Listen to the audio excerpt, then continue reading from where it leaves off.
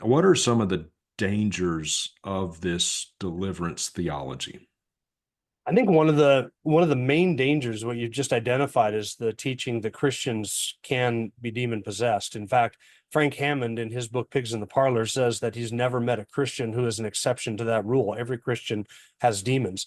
So, Mike Signorelli, some of those guys, the more modern charismatic teachers, they would make a radical dichotomy between the soul/spirit and the body, and they would say that while a demon cannot possess or inhabit the soul or the spirit, the demons can, in fact, do inhabit this sinful body, because while our soul has been renewed and made regenerated and made new, the body has not. This body needs to be resurrected. So they would say we've got these two parts to our being, and the soul spirit, has been regenerated and made new.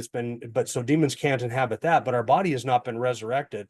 And that's the next step of salvation. When we get a resurrected body, then we won't be able to be inhabited by demons.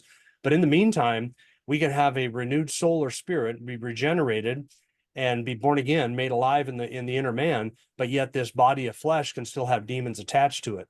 And so Alexander Pagani would go so far as to say that you can have demons in your toes, your nose, your eyes, your mouth, your teeth, on your tongue. They just inhabit all the parts of your physical body. And since that hasn't been resurrected and renewed yet, the answer to that now in this realm at this time, is to have those demons exorcised from you. So Frank Hammond would say there's never met a Christian who's an exception to this. Every Christian has a demon, at least one demon, clinging to their body in some way. Yeah. And I smiled when you were naming body parts, because the first thing popped into my mind, talking about Alexander Pagani. Well, he also believes that you can have demons in use a technical term here, in your anus. In your anus. That's in his book, Secrets of Deliverance. It's and in his he goes book. into all kinds of prayers that you can pray to get demons out of your genitals, your anus, your mouth, your nose, your eyes, your ears, etc. Yeah. And that's just dangerous teaching. Do what? That's just dangerous teaching.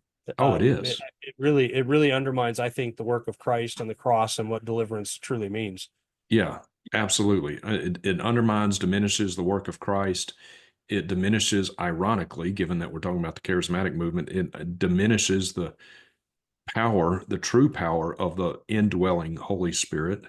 Yeah. It's an insult to him.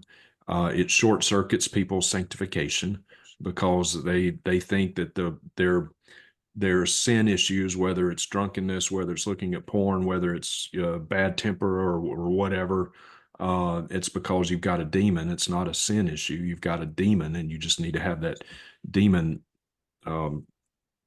cast out of you, and then you'll be better. So it's a distorted view of sanctification, growth, and holiness, and all of that.